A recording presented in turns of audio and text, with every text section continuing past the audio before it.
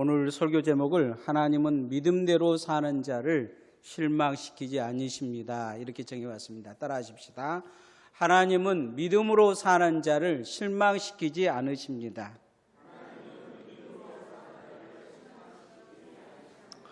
이사야라는 청년이 있었습니다. 왕족 출신이고 제사장 가문에서 태어났어요. 어려서부터 믿음이 좋았습니다.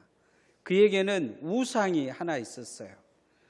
너무 본받고 싶고 누구 만나면 자랑하고 싶은 사람이었어요. 누구였냐면 그 시대, 자기가 사는 시대의 왕이었던 우시야 왕이었어요. 이 이사야가 생각하기는 이 우시야는 다윗보다 위대했어요. 막 기도하면 불가능한 일도 막 일어난 거예요. 신기한 기적이 일어난 거예요. 믿음도 너무 좋은 그 왕. 그래서 이제 우시야만 있으면 하나님의 꿈이 이루어질 거라고 생각했어요. 그런데 어느 날 그 우시야 왕이 대속죄일 날 제사장만 하는 일을, 이 지성소에 가서 백성을 위해서 속죄받는 일을 자기가 하겠다고 나선 거예요.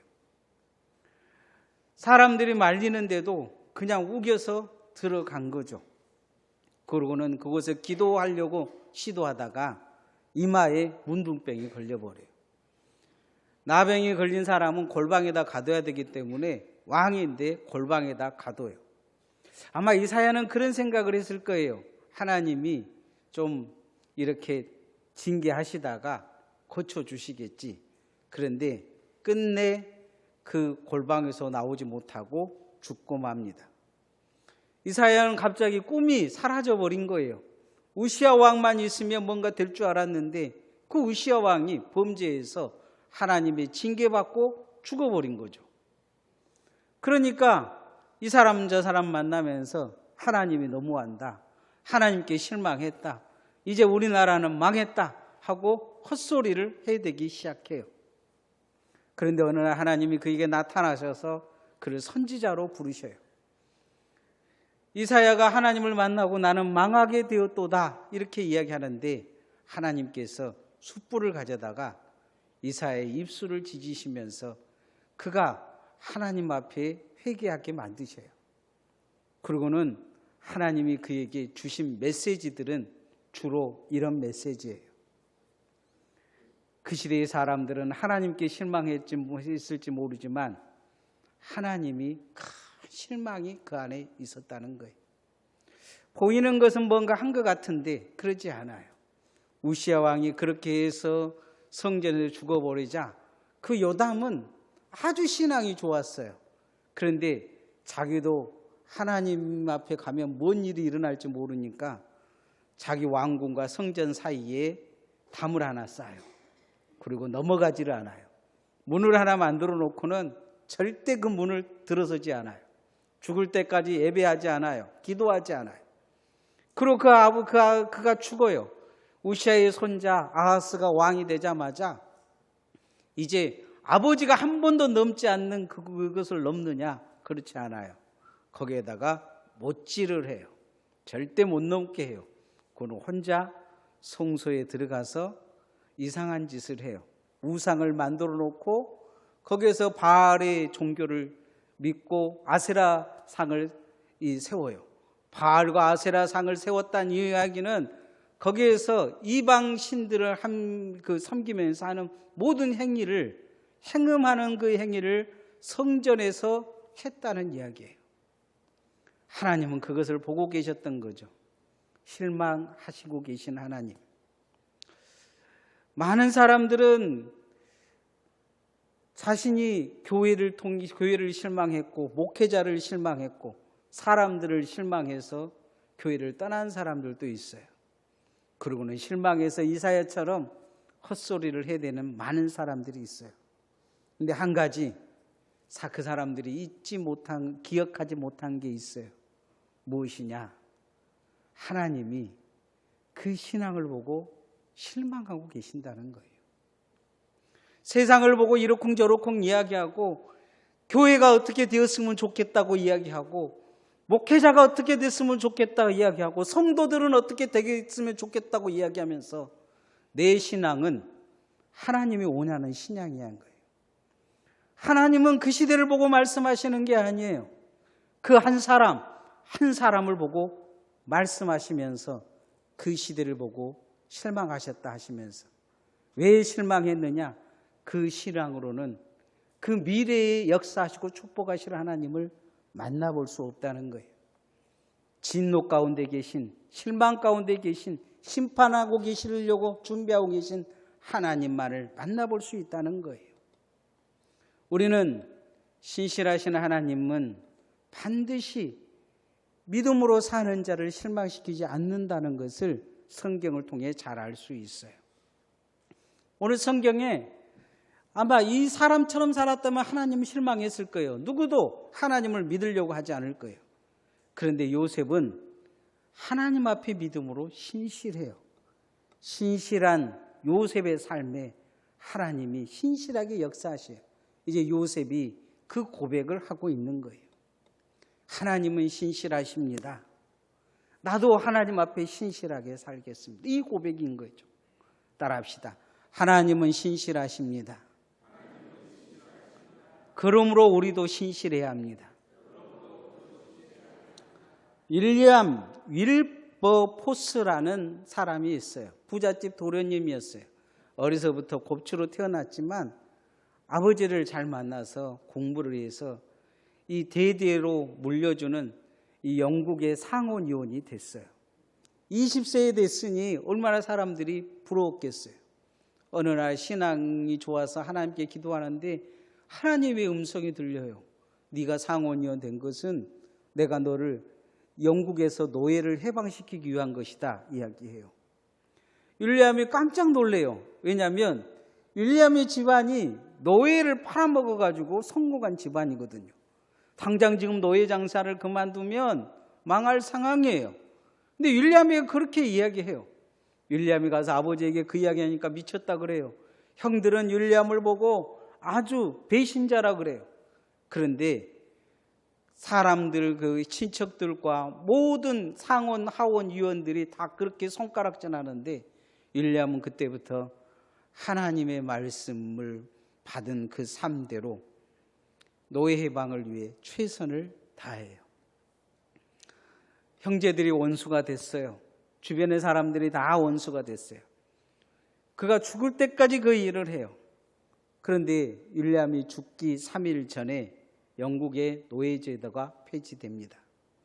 하나님을 믿는다고 하는 사람들이 남의 고통을 피를 뽑아가지고 먹고 살면서 그것이 복이라고 축복이라고 살았던 그것에 대해서 윌리엄은 탄식했어요. 그래서 무엇이 하나님 앞에 신실한가? 하나님이 내게 말씀 주신 그 신실함을 가지고 내가 신실한 신앙을 가져야 되겠다면서 평생 노예제도를 폐지하기 위해서 했어요. 윌리엄을 통해 그날 죽기 3일 전에 70만 명의 노예가 해방이 됩니다.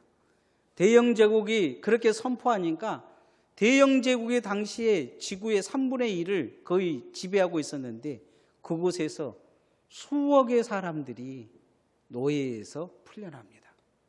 윌리엄이라는 그 한 사람, 역사에서는 기억하지 못하지만 흑인들에게 있어서는 정말로 구세주 같은 사람입니다.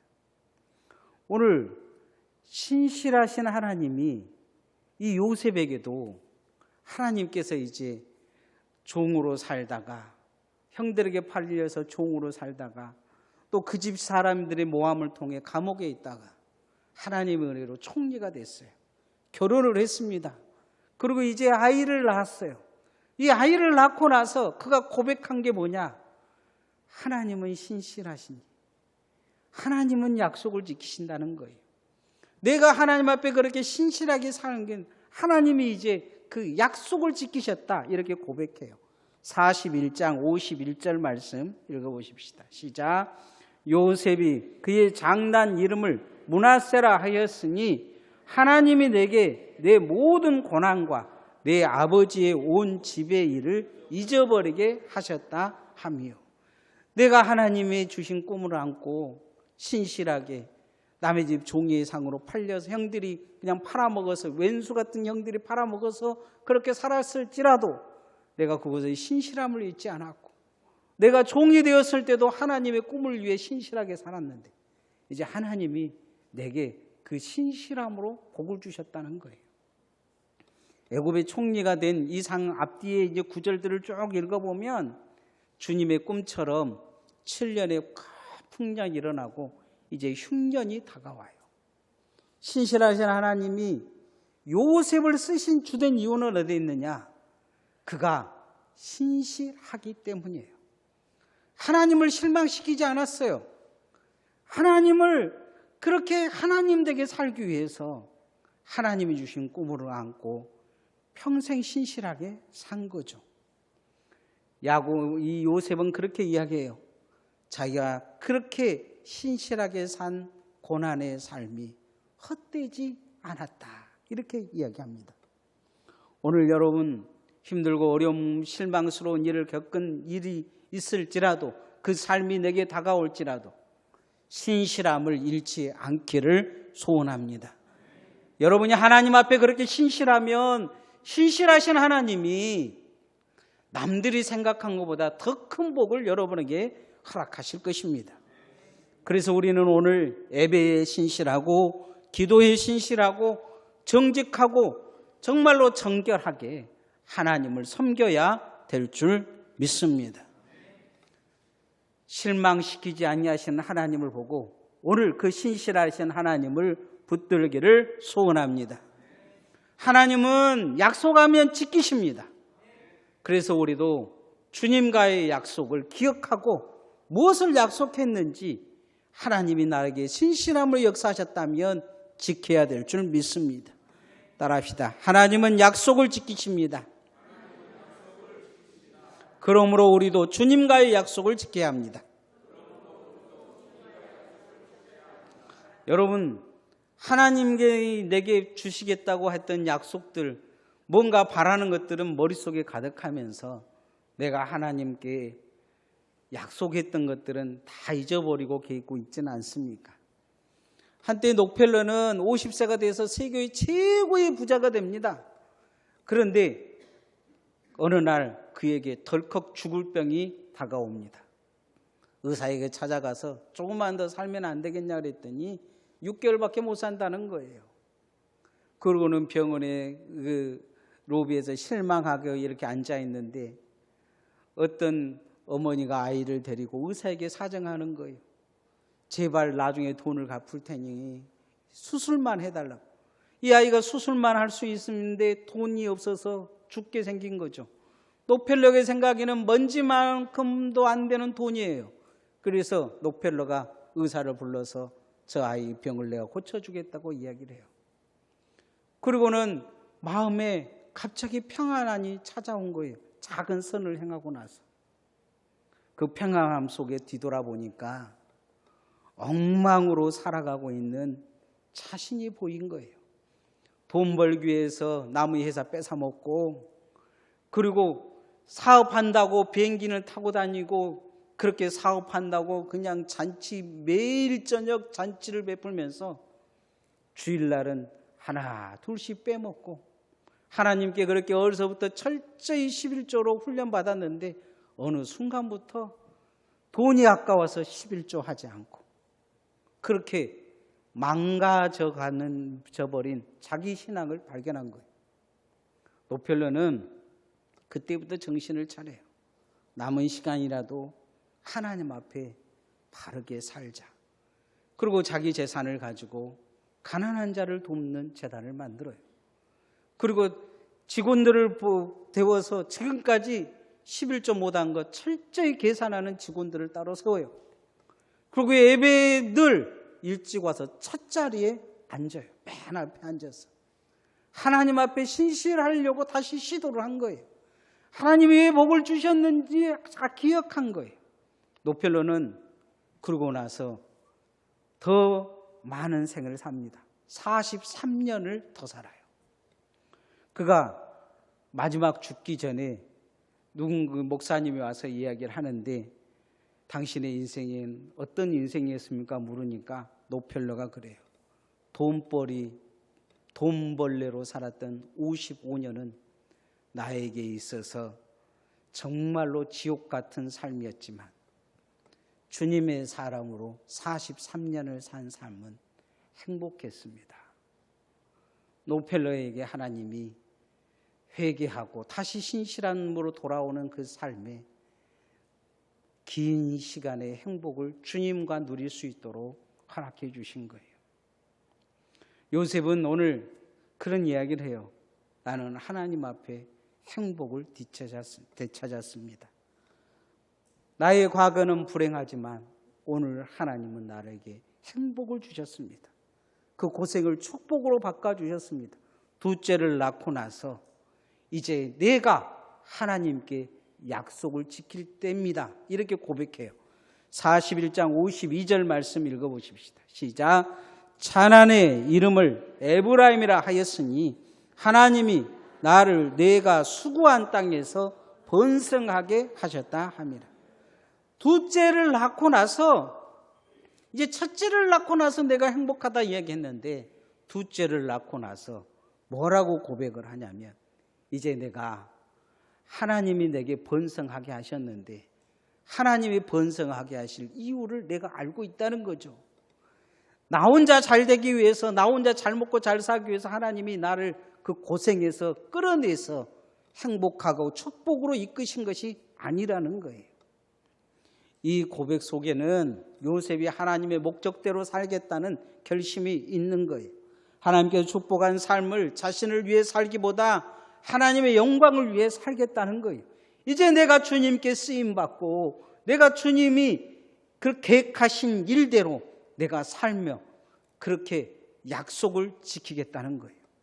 하나님이 그에게 말씀하시고 꿈을 주셨는데 그것은 요셉이 마지막 지켜야 될 약속이에요.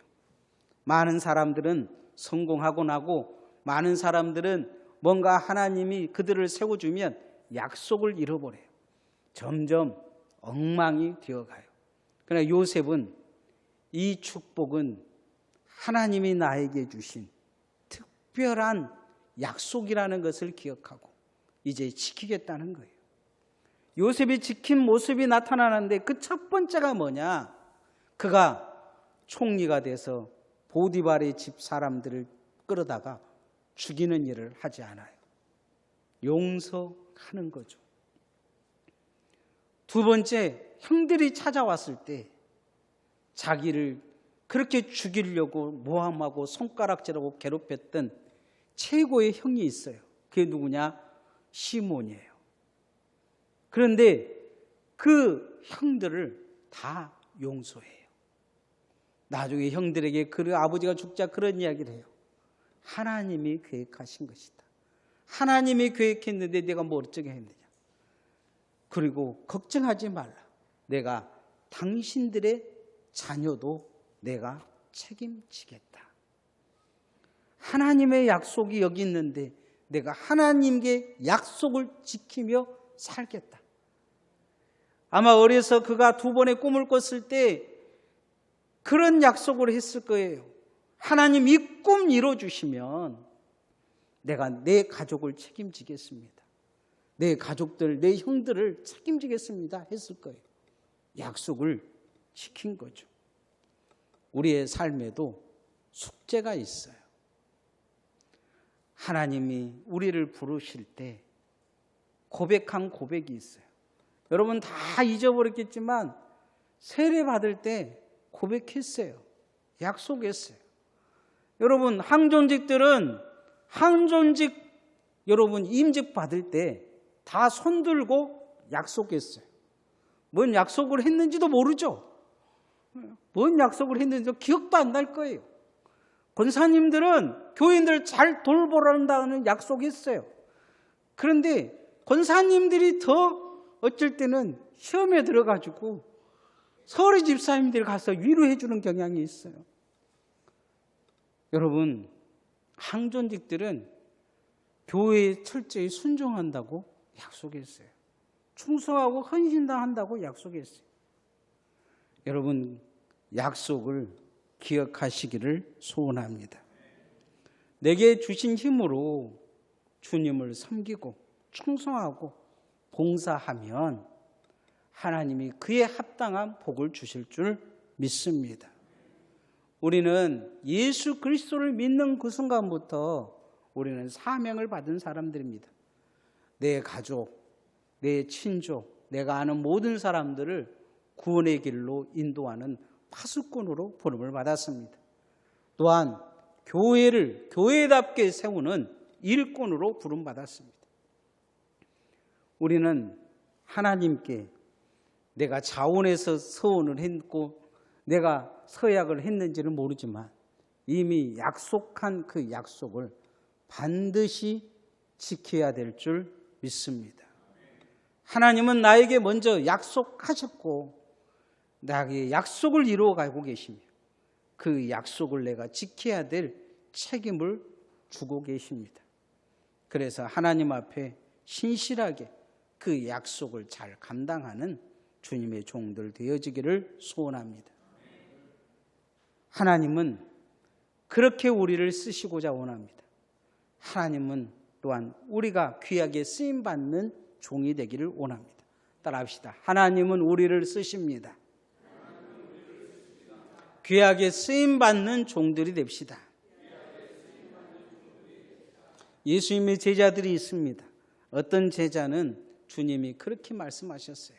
차라리 나지 않았으면 좋았을 것을. 그가 쓰임받는 것은 사단의 사람으로 쓰임받았기 때문이죠. 주님의 일을 망가뜨리는 자로 쓰임을 받았어요. 그러나 나머지의 제자들은 주님 앞에 회개하고 철저히 주님이 축복하시는 그 사람들로 쓰임받습니다. 교회에서 구원이 사라졌다고 생각하며 말씀대로 돌아가자는 종교개혁을 루터를 통해서 시작을 했습니다.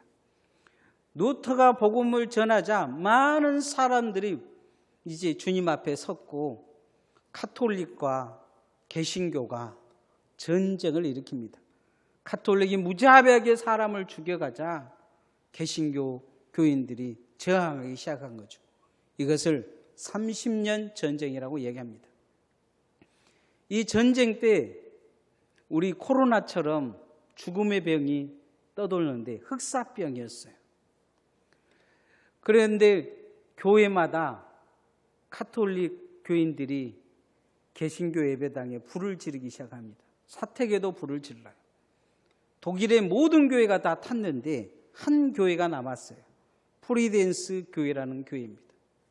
이 교회의 목사님이 감사하면서 그날 힘들어하고 이 패스트의 병 걸린 성도들을 신방하고 돌아왔는데 보니까 예배당이 이미 불타버렸고 사택도 불타 있는 거예요.